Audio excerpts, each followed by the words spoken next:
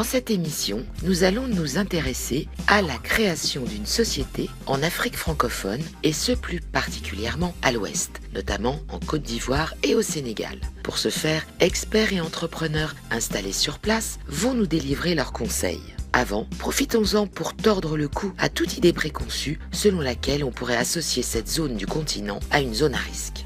La Côte d'Ivoire où nous on est installés, certes, le gouvernement ivoirien doit rassurer les investisseurs suite aux mutineries de fin 2016, début 2017, mais aujourd'hui on peut considérer que la Côte d'Ivoire pour les investisseurs est extrêmement favorable. Le Sénégal est un pays extrêmement favorable pour les investissements, pour le développement. Une fois ce constat établi, il faut mettre en évidence un des principaux atouts de l'Afrique francophone pour un entrepreneur français et plus spécifiquement celui de la zone OHADA qui regroupe 17 pays africains.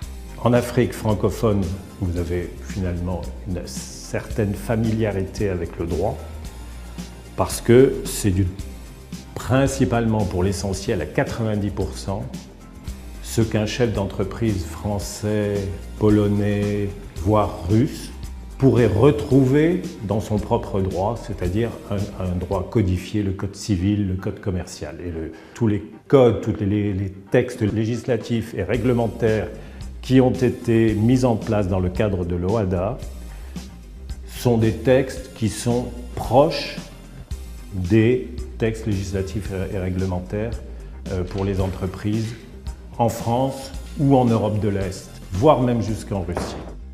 Certes, l'OHADA a facilité bien des aspects du business en Afrique francophone. Il n'en demeure pas moins que certaines difficultés perdurent. Donc les difficultés auxquelles peuvent faire face les entreprises françaises en Afrique sont multiples, notamment en premier lieu le décalage qu'il peut y avoir entre la théorie, le droit, et la pratique. Il faut savoir que le droit OHADA a quand même uniformisé de nombreuses réglementations juridiques, mais il existe encore de nombreuses pratiques locales et des fois même à l'intérieur même du pays. Donc à mon sens, c'est la plus grande difficulté auxquelles doivent faire face les entreprises françaises en Afrique francophone. L'Afrique est à la mode. Il y a sur place un taux de croissance très élevé et c'est le continent de demain. Tout le monde en est persuadé. Alors, le climat des affaires sur place, notamment au Sénégal, sera lui aussi à prendre en compte dans le cas où vous souhaitiez y implanter vos activités. Je n'exagérerai pas en disant que le climat des affaires au Sénégal est un climat des affaires de classe internationale. Les autorités sénégalaises en ont décidé ainsi, ce qui fait qu'effectivement 57 réformes ont été, depuis 2013, mises en place. La plupart de ces réserves commencent à porter leurs fruits. Rien que le plan Sénégal émergent avait recensé à peu près 17 réformes. Et toutes ces réformes-là ont été mises en place en collaboration avec le secteur privé. Donc pour ces réformes, les plus importantes sont effectivement le code des investissements qui a été amélioré pour permettre aux entreprises vraiment d'avoir beaucoup de facilités et d'avantages, le code des douanes, effectivement le code minier, la réforme foncière pour pouvoir permettre aux entreprises de pouvoir disposer pour celles qui le souhaitent du foncier sans aucune difficulté. Énormément de réformes font qu'effectivement le Sénégal aujourd'hui a un climat des affaires de classe internationale. Un climat des affaires qui, comme on va le voir, est tout aussi positif en Côte d'Ivoire. Alors en Côte d'Ivoire, vraiment le climat des affaires s'est très singulièrement amélioré depuis maintenant quelques années. Quand on regarde un peu les différents items, c'est-à-dire la facilité à pouvoir créer une société locale, quand on parle de protection des investisseurs minoritaires, quand on parle de capacité à acheter du terrain, notamment pour créer des bâtiments ou construire un siège social, quand on parle également de taxation, de règles fiscales, de règles juridiques, on s'aperçoit que sur toutes ces composantes, la Côte d'Ivoire est un pays africain qui a fait beaucoup de progrès et qui fait de l'amélioration du climat des affaires une priorité de politique publique pour le bonheur des investisseurs, notamment français et européens dans ce pays. Une zone aussi dans laquelle de nombreux secteurs ont le vent en poupe, comme l'éthique, l'agriculture, le BTP, mais aussi un champ d'action considérable qui se profile à court terme. Je crois que pour les entreprises ou les entrepreneurs français qui souhaiteraient s'installer en Afrique, je leur conseillerais un certain nombre de secteurs, il n'y en a pas qu'un seul évidemment, D'abord, je leur demanderai un préalable. C'est est-ce qu'ils ont un bon produit, une bonne idée, une bonne connaissance? Et si la réponse est oui, en termes de secteur, je crois que d'abord il y a le secteur de la ville. L'Afrique va être confrontée à une explosion démographique et surtout une urbanisation que l'ère humaine n'a jamais connue, tellement elle est grande. Et donc il va falloir apporter des réponses en traitement des déchets, en électrification, traitement des eaux, construction d'habitations, circuits de circulation, etc., etc. Et les Français ont beaucoup de connaissances là-dedans. Donc ça, c'est le premier secteur, c'est la ville, dite ville intelligente, smart city, ville propre, ville verte, etc.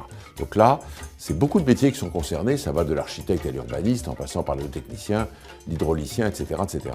Donc c'est un champ assez immense. On le voit, ces pays ont fait des efforts pour faciliter la tâche aux entreprises désireuses de s'implanter sur place et y créer leur société. Alors, hormis le fait que le type de société existant est quasiment le même qu'en France, avec des SARL, des SAS, des SA, etc., d'autres facilités existent, notamment celles procurées par les guichets uniques qui permettent de créer sa structure en moins de 24 heures, à condition de disposer de tous les documents exigés. Une occasion ici d'évoquer les rapports avec l'administration. Donc les rapports avec l'administration sont plutôt bons. Encore une fois, il y a eu une vraie réorganisation administrative dans une volonté en fait de fluidifier la relation entre les investisseurs privés notamment et l'administration. Donc faciliter l'esprit d'entreprise, faciliter la concrétisation des projets. Donc les rapports sont évidemment à améliorer et toujours à optimiser, mais il y a une vraie évolution qui rend globalement relativement agréable et facile les rapports avec l'administration. Donc, cette zone d'Afrique recèle un véritable potentiel pour séduire les entrepreneurs. Pourtant, un conseil essentiel est à prendre en compte. D'abord, il faut qu'il aime l'Afrique. Donc déjà, s'il n'aime pas l'Afrique, il ne faut pas qu'il y aille. Franchement, parce que ce ne sera ni bon pour lui, ni pour sa société, ni pour le business en général. Et de toute façon, ses interlocuteurs se rencontreront très vite. Donc aimer l'Afrique, c'est-à-dire s'intéresser à ce qui se passe en termes de culture à Abidjan, en termes de musique, en termes de reggae, en termes de peinture, en termes d'événements sociaux qui peuvent se passer le soir, le week-end, enfin bon voilà, il faut déjà être prêt à s'intégrer. Donc ça c'est fondamental. Si la personne n'a pas d'attrait particulier pour un pays africain et considère que c'est un pays de développement, sous-développement, sur lequel il va aller faire du business à un coup, il ne faut pas y aller. En conclusion, et en écho aux récents propos du chef de l'État lors de l'ouverture de la conférence des ambassadeurs le 29 août 2017, c'est en Afrique que se joue largement l'avenir du monde. Les pays d'Afrique seront nos grands partenaires et nous devons continuer à apprendre d'eux comme ils peuvent apprendre de nous.